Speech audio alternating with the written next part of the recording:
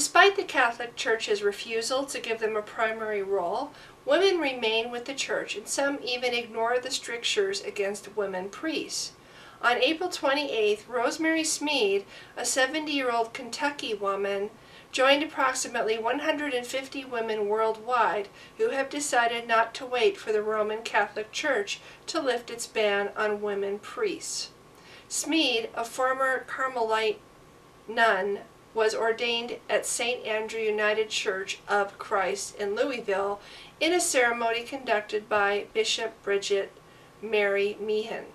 Smead was ordained in a United Church, not a Catholic church, because she is part of a dissident group operating outside of official Roman Catholic Church authority. The movement started in Austria in 2002 when 7 women were ordained by the Danube River by an independent Catholic bishop. Other women were later ordained as bishops, who went on to ordain more women priests and deacons. Although many of the 200 men and women who attended the ordination are Catholics, they refused to give their names or their parishes to a reporter because Louisville Archbishop Joseph E. Kurtz issued a statement against the simulated ordination and told Catholic parishioners that the simulation of a sacrament carries very serious penal sanctions in church law, and Catholics should not support or participate in Saturday's event. The threat of excommunication does not worry Smead. It has no sting for me. It is a medieval bullying stick the bishops used to keep control over people and to keep the voices of women silent. I am way beyond letting octogenarian men tell us how to live our lives. Stuart Pauly, who had a Catholic upbringing and attends church at Christmas and Easter, says he will attend more regularly when Smead begins conducting services. According to Pauly, people like me know it's something the Catholic Church will have to do.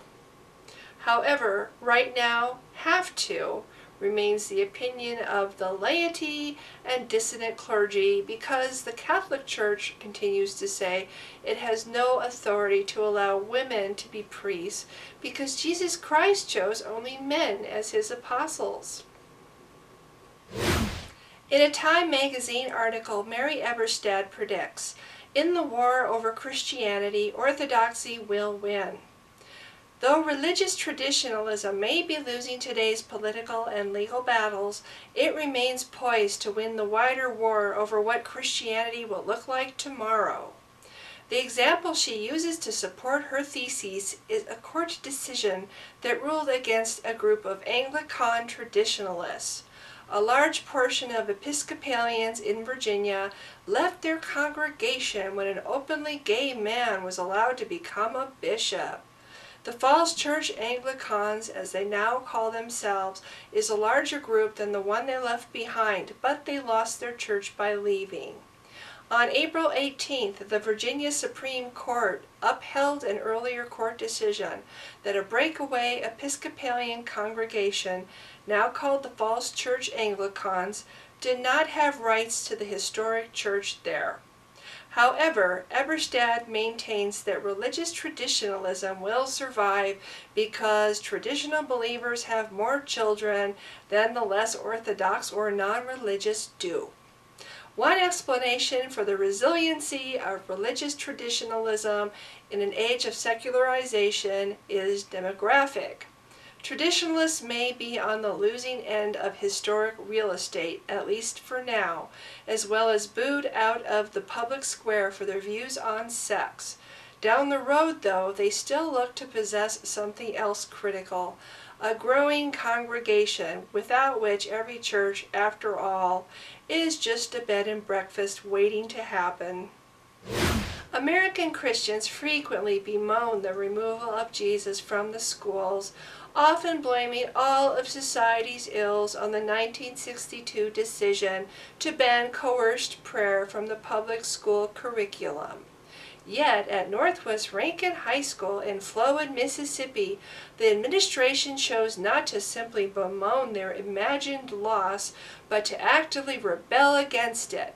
At least such is the claim in a lawsuit brought by a 16-year-old junior at the school who is being identified only by her initials MB. Given that MB is a minor, the case is being co-brought by 18-year-old American Humanist Association member Alexis Smith, listed on the suit as MB's next friend.